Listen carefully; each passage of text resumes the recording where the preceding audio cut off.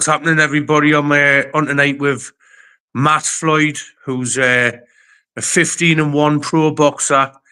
He's been scheduled to fight Tommy Fury next month on the Misfit show, but surprise, surprise, Tommy Fury's bottled it and pulled out.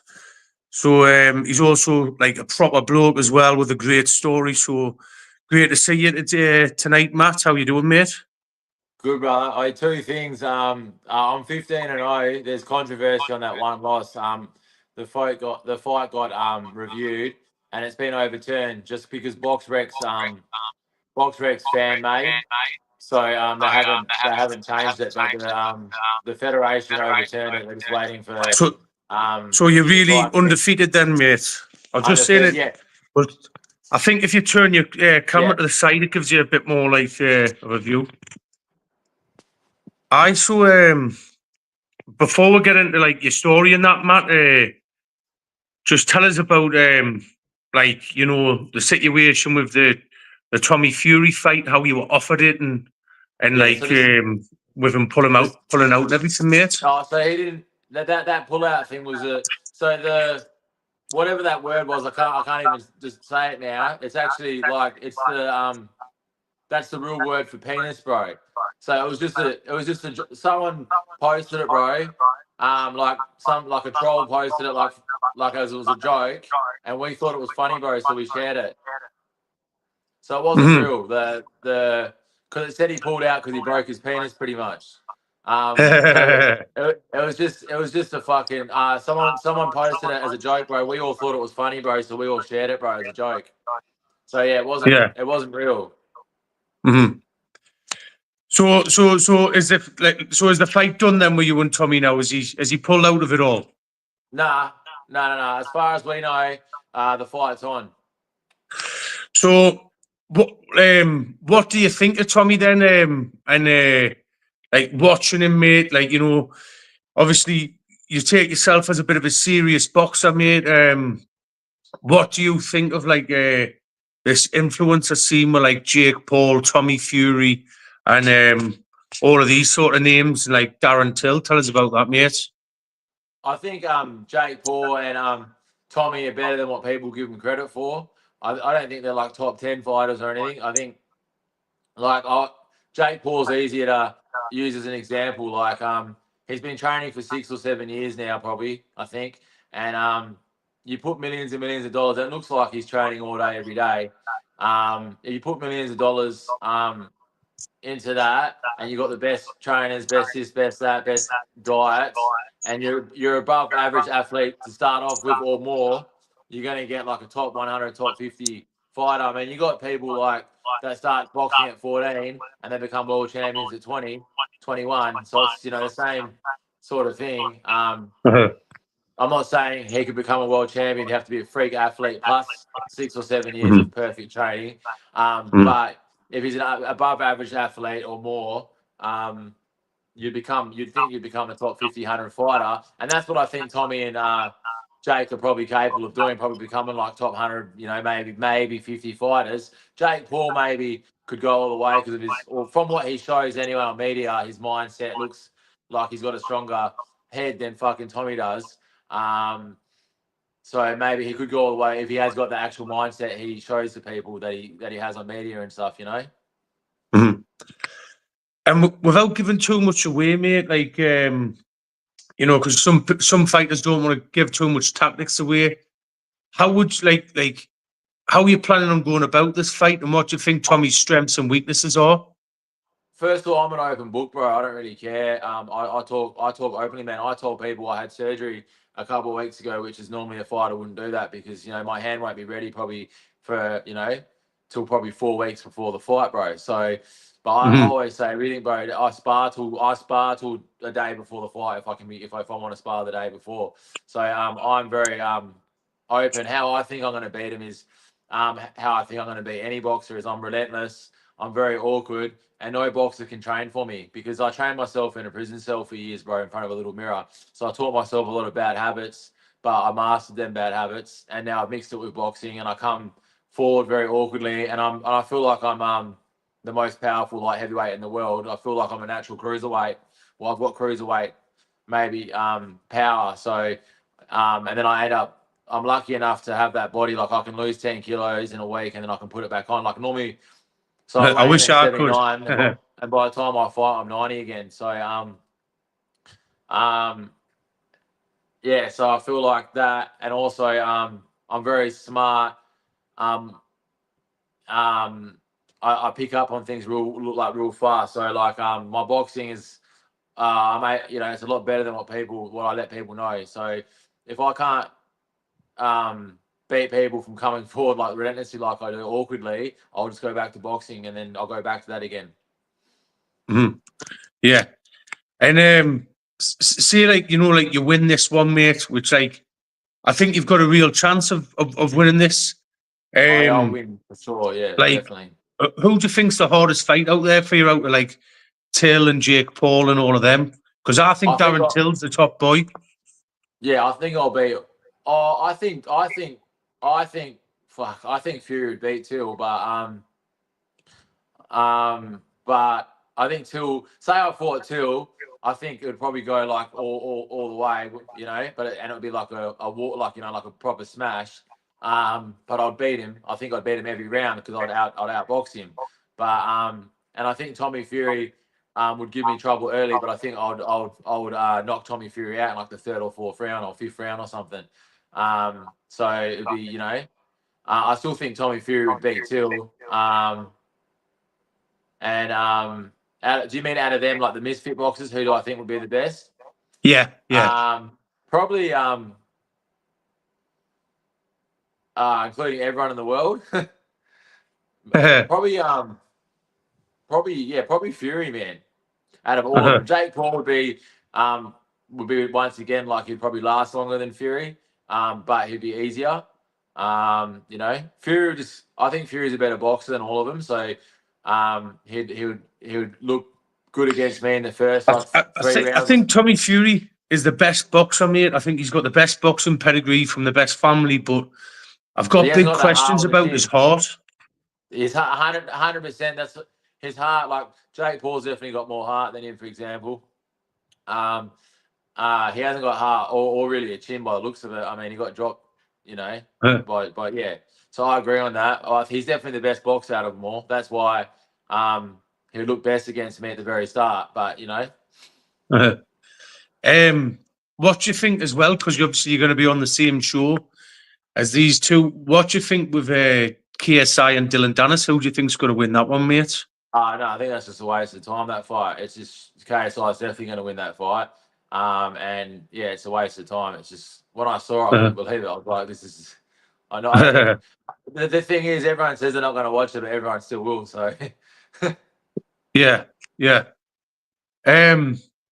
Well, like I says, I'll be tuning in. I think it's going to be a cracking show. I might even come down to watch it. To be honest with you, and I'm looking forward to I might go to the weigh-in and stuff to just to get some footage and that and see what happens, mate. But I'll be rooting for you against Tommy, 100%, Matt. And just to expand on things for a little bit, for some people off my channel who might not be familiar with you yet, like a little bit your story, like your background story. How did you get into boxing, mate, and stuff like that? I started. Where do you want me to start from, bro? Boxing. I Well, started let's just go right back to the start, just all the way, mate, if you want. from when I was a kid. Yeah, yeah. Well, if you're comfortable with that, Matt, yeah. Yeah, so I grew up in different homes. Like I grew up in some good ones and some bad ones.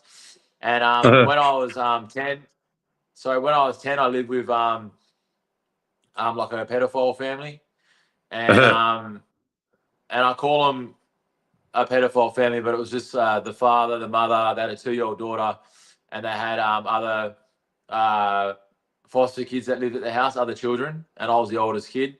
And they'd make us make videos and stuff like that, like proper videos, and they're making money off videos and shit, obviously. I was there for probably about 6 months or something, and I ran away from there.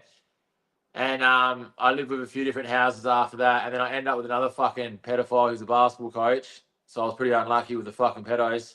And when I was living with the basketball coach, I found out that they had all been done. Both parent, the woman and the guy had been done from the house earlier, and then I kind of just had I just changed, man. I was about to go into high school. My body changed. Obviously, I got different. I was a real scared kid, scared of everything, and then out of nowhere with the basketball coach, I turned on him, and I ran away from there, and then I became like this fighter overnight. This person that wasn't scared of anyone, didn't take any shit from anyone, would fight anyone, and I took that into high school. And from there, I just got into heaps of fights. Would join gangs and stuff, and you So know, do you know when you ran away, Matt? When you ran away from these homes, like being a child and all that. I mean, like it must have been terrifying, mate. um, yeah, I remember I had a basketball everywhere with me, and I used to always have this basketball, and I'd try and I'd stay at this school which was next to like a basketball court because I played basketball till as late as it could get. I used to try and play till even it got light because I was scared of the dark.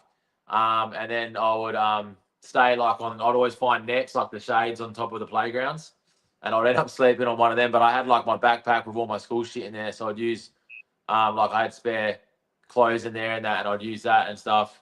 Um, and there wasn't social media then, bro. There wasn't like people wouldn't really know, bro, unless like people fucking seen it with their own eyes.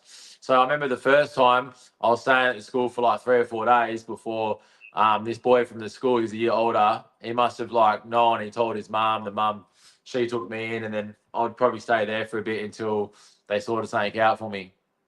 Uh-huh. I mean, mate, it's unbelievable that you managed to do that, like from such a young age. You know, like so.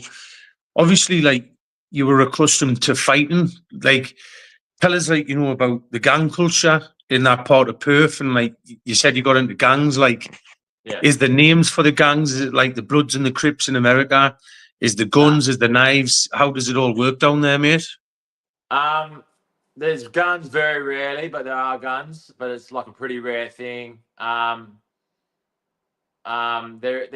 isn't really there's no Bloods or Crips or anything like that. There's no it's just bike clubs over here pretty much mainly. Uh-huh. So bikies are the main gangs here. And yeah, so yeah, we just call bike clubs 1%ers and that. So there's all different groups of bike clubs, and that's pretty much it, man. Yeah, we haven't got Bloods and Crips that.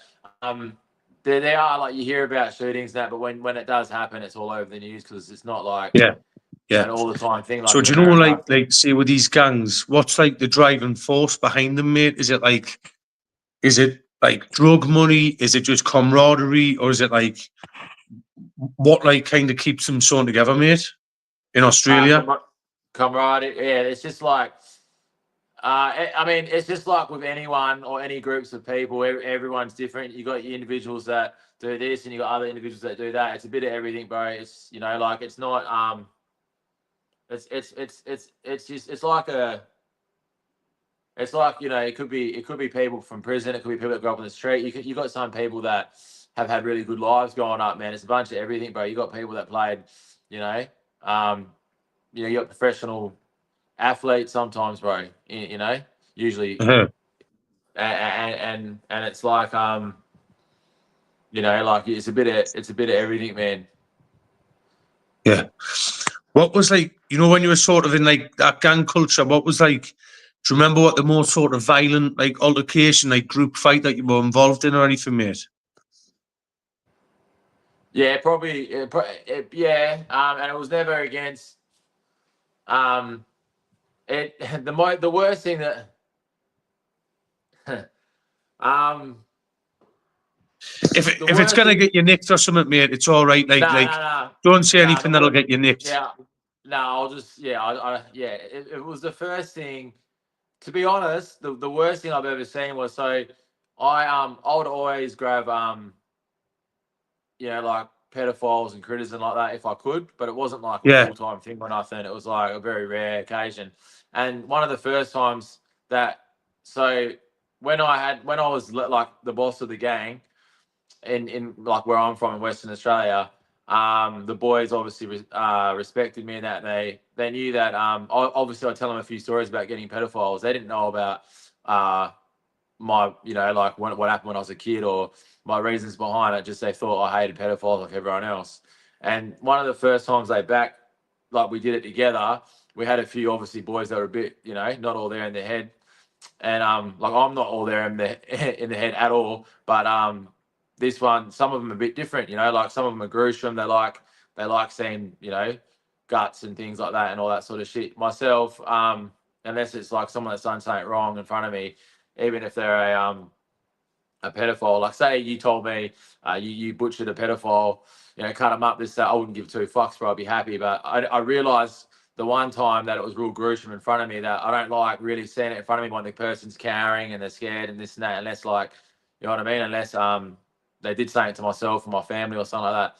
So one of the first times it was pretty bad, bro. Like I seen like it was something like this bloke pretty much got fucking pretty fucked up in front of me, and it was pretty gruesome because we had a boy with us that was a bit of a cannibal, and he and fucking yeah, it was pretty hectic. Yeah. That's my Well, most well, mate, gruesome like side. for me, like the only good paedophile's a dead paedophile in my eyes, mate. But what you call it, like, so I know you did this like paedophile hunting and that, mate. I've read a little bit about your story and that, just in the Daily Mail. And like, mate, that's something I've wanted to do for a while. To catch some of these sick bastards who try and, like me, children on the sting. Tell us about some of the worst ones of them. I mean, obviously, like you've had terrible experiences in life, and like you've overcome through it. And like I think it's amazing what you're doing, pal. Like I've got so much respect for you. Like, and I really mean that, mate. But tell us about some of the like sort of like reactions you'd get, because I've watched some of the videos online, and like, do you know these ones when they get caught and all that, and they're trying to meet 13-year-old girls and 12-year-old boys and stuff. Like Well, that's some of what the we were doing, bro. excuses Yeah. they make makes you sick. Yeah, that's what. Yeah, they always do, bro. And they lie and lie, but you make sure you know first, bro. Like you know 100%. So, people come to us obviously. Like so when we were doing it, like you do see it online now. We were doing it like before anyone was doing it, bro. And we were just doing it because we wanted to get pedophiles, bro. So we weren't taking videos and this and that. But back in them days, we had a real smart dude with us, and he would pretend to be a kid and that's how we'd make sure they're 100% pedophiles because they'd be talking to who they thought was a kid for a week or however long and would say all this fucked up shit to them to make sure. And that was before, like now when you see him do it all the time, this is before them times, This guy was real smart, man. I was real proud of him for even coming up with this back then. So say someone come to us about a pedophile, we wouldn't just grab the bloke, like, because it could be some girl's fucking ex-boyfriend and she's pissed off with him. So first of all, we'd find out someone's a pedophile, might be a pedophile. We'd do our research, make sure that we're sort of 100% that they're a pedophile. And then we'd pretend to be a kid and make sure we'd trap them, we'd lure them out, we'd make sure, you know what I mean? But you're right, man. I don't think I've come across fucking hundreds of them, bro. Because like in prison as well and that, and then on the outside, fucking we would have grabbed at least fucking over 50 of the cunts. And every single fucking time, bro, they fucking denied it. And like I don't think one ever was like, yeah, you fucking, yeah, I'm a parent. Like, and you'd have the and they'd still like be like that. They'll just try, yeah, they'd lie through their teeth till fucking sorry. Hello, Matt. You still there, Oh, mate? yeah, sorry, We've bro. just I lost think your camera yeah. there. Yeah, Hello, I mate. got you. We Are you just lost there? you for a They'd second. lie, they'd lie through their teeth to the end, bro, until fucking he started like really getting him, bro. Like they'll start telling the truth. Like you had to make them believe that you were going to kill them for them to start telling the truth. They had to know. But they would yeah, you have to actually do something for it to them, otherwise they won't tell the truth. So if you get the Mm-hmm. camera and you're just in front of them, and them guys that get the camera and grab them, they can't start fucking torturing them, or they can't start like what I used to do was real psychological, bro. My belief was there's no point in torturing them and this they're breaking their arms and legs because they probably will go to the police then. If you do grab them and you've got all this evidence against them on the phone from them thinking they're a kid, and you just take them out the bush, make them feel like they're going to die, which I think is better. but you proper make them think they're going to die. Like you come up with all these tricks, like you might make them bury their own grave, which takes fucking hours because you make them do it by themselves. So for them hours, they think they're going to die. Then after you've done that, then you might put their head in the sand, and then you get cars to fucking drive over them. But then like the very first time, the guy misses him, and you make it look like it was an accident. And then I start going off at the cunt that missed him, and I make it look real. You want this cunt to truly believe he's going to fucking to make sure that he's going to die for as long as you can. I think that's a lot better than fucking breaking their arms and legs. You break their arms and legs, they go to the coppers, even though you got this evidence against them, because they don't mind going to Yeah. jail for a year for pedophilia, because that's all they get. And then all they do is get a massive pat. They get what they want, bro. Because when they go to jail, bro, they get the best of everything, bro. I've heard it's the same over there. They get looked after. They go to protection. They get the protection unit. And because the pedophiles, they always fucking write letters and complain. And also the government just fucking looks after them for fuck knows what reason. They'll get like I a year. mean, Like I got. one thing I think, Matt, sorry for interrupting you there, is I think that, You know, like, it's alarming, right? You know, like, did you ever hear of the TV show To Catch a Predator in America? no. Well, it was a little bit like they did sort of what you did, except it was on camera, and they would do stings on paedophiles and that. And they ended up having to cancel the show because they kept catching local members of law enforcement, judges, and district attorneys all the time. And I think that there's so many people in like positions of power that seem to be like sick in the head. You know what I mean, mate? For me, it Yeah, should that's be an what I was instant doing. death penalty, or at the very Yeah, least, chemical castration for every single one of the I reckon beasts, they should mate. be. Yeah, if they're not going to kill them, if they can't get the law where they get knocked, it should be fucking put on like their own little island, bro, like all together. Fucking like away from that, where they can never, Yeah, yeah. be released from it forever. So, and mate, I respect what you're doing. I hope more people like just I think as a community, we all need to as a world need to pull together and tackle this problem. But Well, I think if everyone bellies like up one day, if everyone wears a mask one day, and just everyone, like the whole world, just one day, like they made a date, like Valentine's Day, the 14th of February, like on a day that everyone just bellies up and everyone just gets a pedophile, the cops can't get everyone then. Like, you know what I mean? If the whole world they fucking, cannot nick everybody, mate. They cannot well, nick you can't. everybody now. You'd think they'll just leave it on that So day, bro. like I read in your story that you got set up by the police on one Sorry. of your stings, and the police used it to they wanted you in prison anyway, and they used that to Yeah, get you sent yeah. to prison there. Tell us a little bit about that, mate, and what So, prison was like. so they baited me. So they put this bloke. So I had a gym back then. I take kids off the street now, but back then I had a gym that took adults and kids off the street, Harry's gym, and this bloke, he had like tattoos on his face. He looked the part, bro. He looked like a proper crim, and he was trying to. What I did was I was taking ex crims off the street, and he come to me because he got done. So he was already a registered pedophile, and then he got done with a 12-year-old girl. So the police have grabbed him, and because he knows a few crims, they've baited me. So they've put this guy in my gym. They've told him a story. They're like, yeah, that guy fucking takes you. He'll take you in, trust me. So he's come to the gym, asked for help, and then we took him in. He was at the gym for about 6 months, living there because we had rooms for him and that. It's like a rehab. And he was obviously a pedophile, and he's on these 12-year-old girl charges. So he was working for the police trying to get a discount, which he did get. He got a discount on these charges. And pretty much, yeah, that's it, man. The operation was called Blue Iris. And fucking that's how they got me, bro. Fucking yeah. So they were trying to get me. They said to him, if you can get him on like other stuff, that's obviously what he tried to do first. Obviously, I wasn't doing anything else. So in the end, they got me for what they knew. He told them we didn't. He didn't really know about what we're doing with the pedos. He wasn't part of our gang or our group. He was just he became a friend, I guess. And obviously he made me laugh. He was a funny cunt. I had a boy actually. One of my main boys, Simo, Michael Simpson. He was he's an older bloke, so I used to go to him for advice and stuff. He also, when he was a kid, shit happened to him when he was a kid.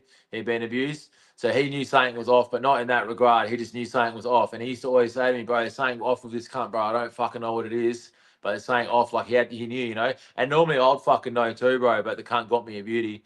And anyway, fucking yeah, that's what it was. And when it all came out, Simba was like, I fucking knew it, like I fucking knew it.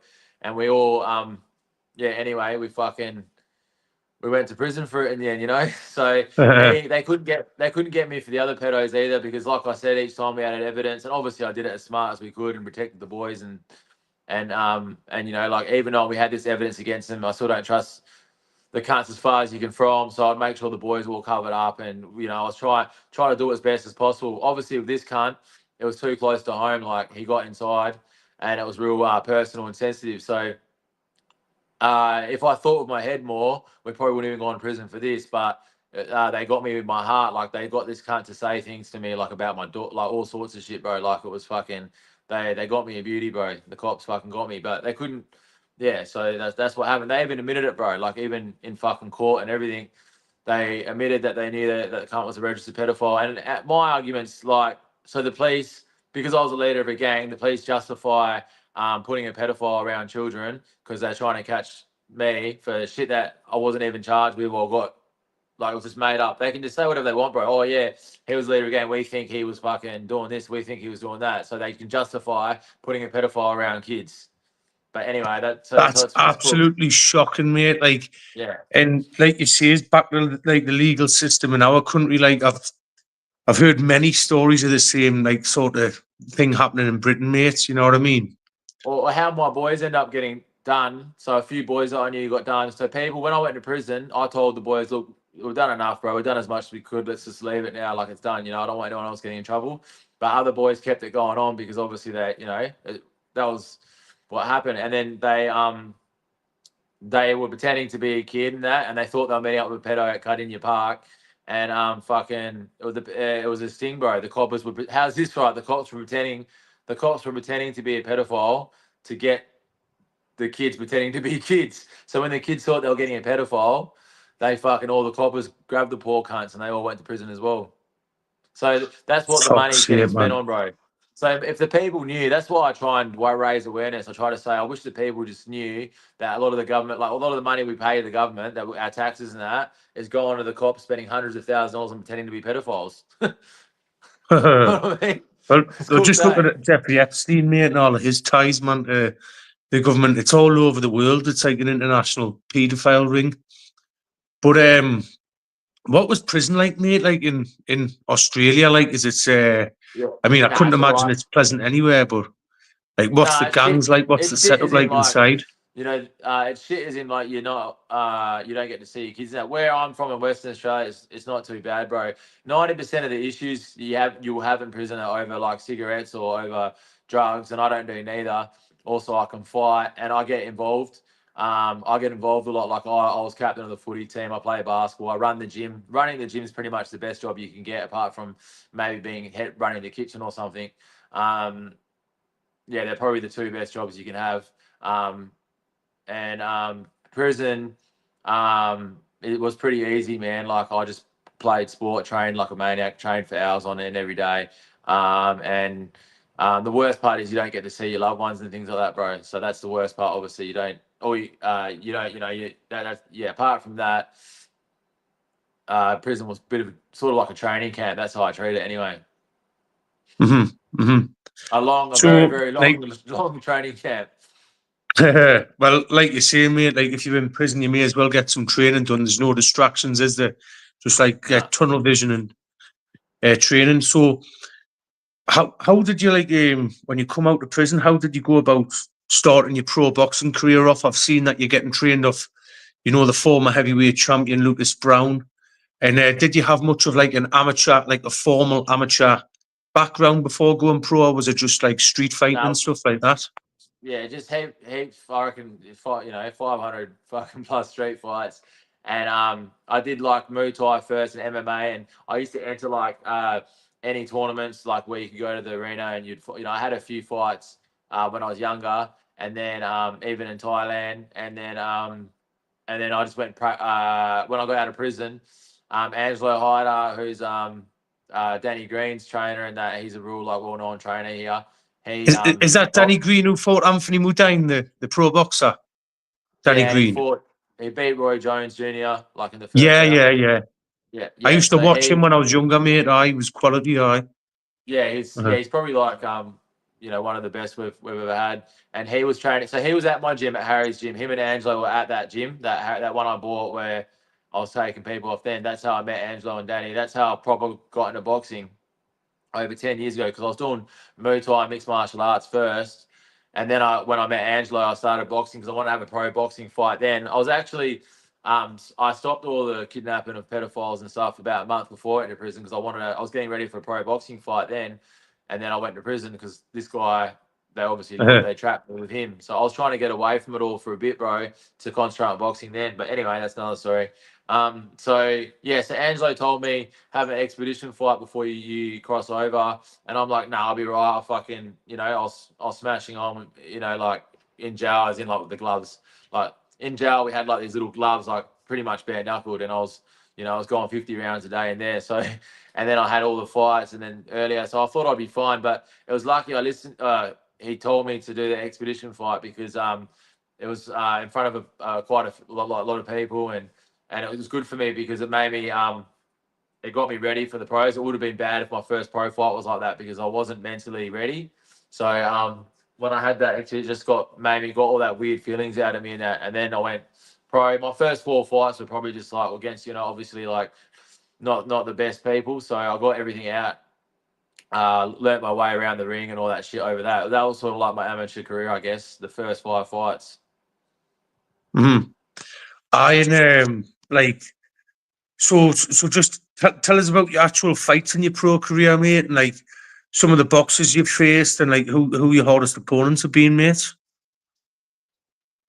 Well, my last opponent was Ciramon Cole, who's largely considered Asia's greatest fighter of all time. He was WBC world champion twice. He's been like I saw he had about 500 nearly 100 wins. Yeah, it was Your 99 last wins and opponent? 5 losses. Yeah. Yeah, 99 wins. Yeah, but he fought like Julia Chavez and that, and he fought like some big names. He's never been dropped in his life, so all his fights have gone all the way. And that's in training. They call him like he's a mythical person over there. They call him I can't remember the name, like Jade Head or something, because he's just never ever been dropped in training sparring. He's had like 500 fights, bro, like Muay Thai, bare knuckled, boxing, and never been dropped. So 99 wins as a boxer, former WBC world champion a few times. So he's got a big name, a big record, obviously. He's obviously older, but people, and people will pan you for that. But that's where I was, bro. I was at that point crossing over in my career where I had to take an older, great ex-fighter to get to the next step. That was my stepping stone. So I did it, and I beat him every single round. There's controversy. There's a story here. I beat him in Thailand every single round. But I fought in front of, obviously, I fought him at Lupini Stadium in front of all his fans, and his family were pretty much the judges, the Thai commission. So they had said that it was the weirdest fight, man. Like I had to agree to him. It was a world title, and I had to agree to him being a shitty world title, but I had to agree to him being 83 kilos a day before the fight, even though it was a 79 kilo world title fight. And they fucking fucked the scales. Like they made me come in early. I was with Paul Windsor, who's from the UK, and he owns the Box, which is like the main gym in Bangkok. I was with him and Stevie Wills. We went there early, and I weighed in at my weight. This is at 5 a.m. or something, because the actual weigh-in was at 6 p.m. And he came in at his 83 kilos, and they came in, like the promoters, and they changed the weight around to make it less. So when the actual commission came in, or the federation or whatever, he stepped on the scales and it was too fucking low. It was like they fucked it up. It was like 72 kilos or something stupid, or 75 or something. So you had the promoter's assistant literally putting his foot on the scale to make it more, while the fucking federation were watching, and it got to it was fucking. Paul Windsor reckons he's seen some fucking weird shit in Thailand. He reckons he's never seen anything weird as this. Every single day, bro, there was something new.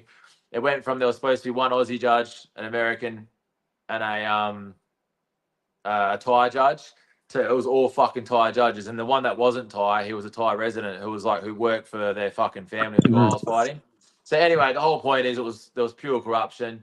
It wasn't like a Bivol Better Beef where some people don't think it was as badly close as what other people, this was like just I won every single round. There was no ifs or buts or whats. It was that. And it actually got reviewed and it got overturned straight away, which is it's very rare if you ever hear about a fight getting overturned because of No, points. mate, Usually, you know what? Like, it's really rare. Like, the only times I've ever heard about fights getting overturned really is like when somebody's tested positive for steroids and stuff. You know what I mean? like drugs or tampered gloves, things like Yeah. that. So this got overturned straight away. So what's happened is, oh man, this is just another story, and it's fuck. My whole life's fucking chaotic, bro. I put myself in these situations, and then so what's happened is that they've overturned. They reviewed it. They've said every judge said I won unanimously. So they called it a no contest, which is fucking bullshit because I won the fight. So I've left it as that. The Thai commission just sit on it, bro. They're just like, oh yeah, cool. We can't be fucked, So I made a deal I was in Turkey like 4 or 5 weeks ago. And I was supposed to fight for WBC silver, which is like the one before the WBC world title. And I was fighting like this champion from Africa, from a country in Africa. And then he couldn't come over for whatever reason, like 2 or 3 days before the fight. So the promoter, who's good friends with Sirong's family, was like, I can get you Cimarron Colgan. I'm like, I'm not fighting him unless they because they are the Thai commission, unless they fucking honour the review. Or at the very least, they do their own fucking review then if that's what has to be done. But they got to honour it. So we made a deal where I'd fight Cimarron Colgan. I've got it all in writing. It's only in text messages writing, but that's, it was over the phone. And I said, and they agreed, Cimarron, the promoter, everyone agreed that they will speak to BoxRec, they'll speak to the Thai commission about honouring the review and overturning it because they said that's right. It's fair. Anyway, I beat him again in Turkey. I won every round again. By the way, I fought with a broken hand for my last 3 fights. Both times I fought him, I broke my hand a week before the first fight. Everyone told me not to fight him. But I'm stubborn, bro. I wanted to fight him even more. A lot of people, I won like my last 10 fights in a row by knockout, or maybe 9 by knockout before that. And I was very convinced I was going to knock him out because people were like, don't fight him at Lupini because it's going to be rigged and this and that. And I really thought I was going to knock him out. Broke my right hand a week before the fight. But I still went in there. I knew I was going to outbox him badly over 12 rounds. And because he was considered one of the great, they're one of their best boxers, a lot of people say, my style is just like, I come forward and my boxing isn't the greatest and things like that. So I just wanted to show the world I could outbox one of Asia's greatest boxers, which I did every single round. And then I did it again in Turkey, and then fucking with a broken hand again, and they fucking still haven't changed it on fucking BoxRec. So I've been fighting with these. Well, mate, I think as long as like the public knows and just keep getting that out there, you know what I mean? Because like people who know boxing know how bent it is, you know what I mean? But what a record you've amassed so far. And do you know like who's some of your, like you said, you've done a bit Muay Thai and a bit MMA. There's some great, obviously, MMA fighters from Australia, like Volkanovski and stuff. Who's some of your favourite fighters, mate, outside of boxing? Like, who's some of your favourite MMA fighters? Who's some of your favourite boxers, etc., mate? Fuck, no one's ever asked me that question yet. Who's the? I like John Wayne Parr. He's the next. I don't know if you know him, a Muay Thai fighter. Yeah, I know John Wayne Parr. What a beast, mate! What a beast! I've seen that photo where, like, he must have about 300 stitches in his face. Yeah, John Wayne Parr. He's a funniest cunt, bro. He like posts the funniest shit, bro. Like he just takes the full piss out of himself and out of everything, bro. It's fucking funny, man. Yeah, and it's funny because a person that takes the piss so much, you wouldn't think would just go out there and smash it out the way they do because he just takes it, like I take the piss a lot too, but he's just like a whole new level of taking the piss. So, but yeah, anyway, there's him, and then in mixed martial arts, I guess I like Idris. Uh-huh. And John Jones. Yeah, John Jones, you kind of beat him, mate. I mean, I like Tom Aspinall as well, and I'd like to see them fight, but you could never ever sort of pick against John Jones, could you? So Matt, have you got like any kind of like message to Tommy Fury before you fight him and that? Like, what message are you sending out, mate? Just before we sign out. Pretty much, man. Like, I'm the poster child for men's mental health. I've been in and out of mental hospitals. I've been in juvie prison. I've been, living off the streets as a kid. I'm the poster child for showing any man that anything can be done. I'm a bit worried because I got told Misfits concerned about me being on their show because of prison. I only found this out last night. I don't know how true it is. I'm trying to look into it today, right now, which is a bit disappointing because my whole reason I'm fighting on this show is to show man that you can be in prison, juvie, whatever, and this can be done. And apparently they're I don't know how true this is. Apparently they're concerned because I've been in prison, and which is a joke because they know what I was in prison for. I said they can, I can show 'em my rap Mate, sheet. this is what I don't like about some of this Misfits influencer stuff, right? Is they don't know what boxing's really about. And it's like, your story, mate, it's like a redemption story. Boxing saved your life. You know what I mean? It sounds to me like, from an outsider, boxing's done so much for you, and you're using it as a tool to like inspire other people to save their lives. You know what I mean? And like, I know when, like, this goes ahead and you fight Tommy Fury, and I think you'll beat him, mate, that you're going to go down like a house on fire with the British public. Everyone's going to be rooting for you. I think like you're going to be like, I really do think you're going to get a good reception in England against Tommy Fury. I think people's going to be rooting for you. And like, I hope like Misfits can get that, mate, because people can make mistakes and go to prison, but like, it doesn't mean that you don't deserve a second chance, especially in your circumstances, mate. Yeah, no, I appreciate that. I've done quite a few podcasts and interviews. I've had a lot of support from the UK, man, and I'm actually going to get in contact with them all about what I heard last. I'm going to make sure I want to find out how true it is first, because yeah, it's been a strange few days, man. It's been a roller coaster ride as it is this Tommy Fury fight, but now hearing this last night, I heard it from someone over there that is pretty like high up, and he's the person that got me like in touch with all this, a few months ago. On the first night, he started this ride for me. So yeah, I need to find out how accurate it is, because my whole argument was that I think, oh, the message, yeah, I was sending a message to Tommy Fury. I was talking about the mental health thing, and also, he says that he wants to fight a legitimate fighter, and he doesn't want to be known as a Love Island star. He's made that real clear. So I know there's other 15-0 fighters he could fight, but I feel like I'm the poster child for man's mental health, and that's why he should fight. He should fight me because I mean, he talks about mental health, and obviously his brother's a major advocate for it. So yeah, he should fight or retire from the sport. I think if he doesn't fight me, he needs to retire because he's announced he wants to fight legitimate. Mhm. I've come forward. I'm definitely the front runner, and now if he doesn't fight me, he's got no reason not to fight me. Mm-hmm. Mm-hmm. In It's either that or retire. lastly, mate, which like I say, I think if you just keep the pressure on him, mate. I don't think he can worm his way out of it. But on a lighter note, mate, I was just wondering, like, obviously, like in Britain, our wildlife isn't too dangerous, but everyone talks about, like, kind of like in Australia, everything's trying to kill you. Like the spiders, the snakes, etc. And I know Australia is like a massive place. It's like a continent. What sort of like wildlife do you have, like, in Perth, mate? Like parrots and snakes and crocodile. Do you have any of that?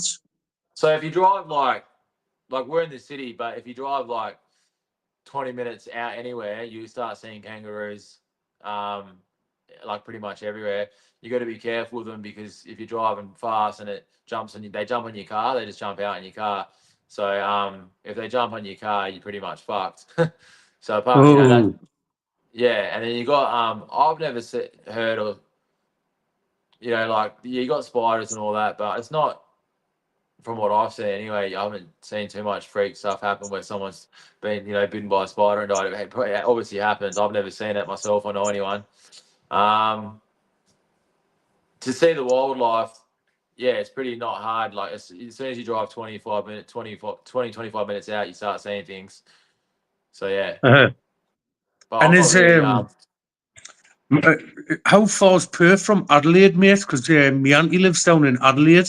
Okay, I was born in Adelaide. I come over to Perth when I was about like a baby. So I got family in Adelaide. It's like a 3-hour flight. It's quicker to go to. Oh, Adelaide's the quickest place to get to from Western Australia, but it's quicker to go to Indonesia than anywhere else apart from Adelaide. It's about a 3-hour flight. It's probably like a 2 or 3 day drive. Uh-huh. Everything's Western Australia is its own country, man. It's far from everything. You got to fly to go anywhere. We're very isolated, but it's a good thing as well. Like being an isolated city, it's somewhere you'd probably retire. You know. Uh-huh. Uh-huh. Yeah, yeah. I mean, I tell you what, like you've got one hell of a flight ahead of you to come all the way over to England. Like I could not be chilled with that. Like flying all Well, I the just flew to way. Turkey, bro. I just flew to Turkey, so it's not. I think it's about probably around the same. I mean, Turkey was like 20 hours or something like that. I think UK is maybe a couple more. Yeah, it'd just be a couple more. I mean, like I think I've done the longest I've ever done is like 11 hours, 15 minutes, and I was like going crazy. You know what I mean? I was doing my head cleaning. I think I watched. I think I watched Avatar, even though I thought it was absolutely crap, just because it was about 3 hours long. You know The what I mean? long, Just to kill time. yeah. Yeah, right. Yeah, I'm fucked on planes, bro, because I can't sleep and shit on planes. So yeah, I don't I really like can't it. at all. You just need to Uh, get it over and done with, man. Like as soon as I'm 100% on this flight, bro. Like I actually want to leave like now, bro. To be honest, I want to get there as quick as I can. I've already got sparring and training and so all that lined how up. do you know Um, how long before the fight do you think you'll be flying over? Because like obviously you'll need to get accustomed to time zones and stuff, won't you, as well? Because it is quite a big I, difference. Well, I'm all right like that because I just did Turkey and I pretty much flew there and sparred the night I got there and I was all right. So I'm all right with that. It's more I want to get there to get proper sparring and proper training because I don't get that over here. So and I'm Uh-huh. pretty excited to come there. Like if I knew about this 3 or 4 weeks ago and it was being released and everything was 100%, I would have left 3 or 4 weeks ago. To be honest, I probably would have spent a few months there. I'm trying to get there as quick as I can. Mhm. Well, mate, if you do come over, mate, like you says, if you're flying over to England, if you need somewhere to stop, mate, I'll put you up, and I can Thank you. sort some good training out for you, mate. You know, like at the gym Arganty, there's a lad I really rate highly. He boxed Alexander Usyk twice. You know Alexander Usyk, and Oh, he was that's on the sick. amateur team of Usyk and Lomachenko for like 6 years. He's good friends with Usyk. You know, he's always texting him and that, but.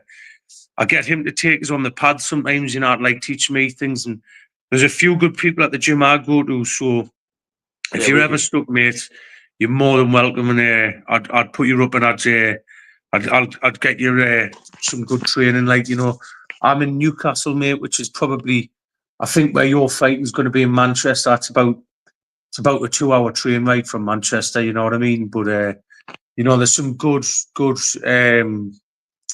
fighters down in Manchester, you know, where Tommy's from and all that. Like, and have you ever like sparred any big names as well? By the way, like just before we sign out, like. I've sparred a couple of ex-world champions, and I've sparred like this world champion when I was in Turkey. Not any like probably big names today, but older big names maybe.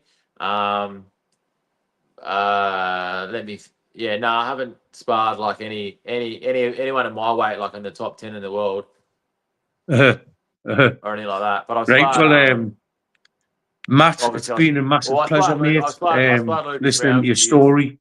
And I can't wait to see you knock Tommy Fury out. And like you say, when you're coming over, if you need a place to like stop, or you need a hand with training, like finding some good training partners, just give us a shout, mate. Pleasure, right? I'll catch you later, pal. Take care, Thanks, Matt. brother. Thanks, heaps, Take man. care, Take mate. care. See you, brother.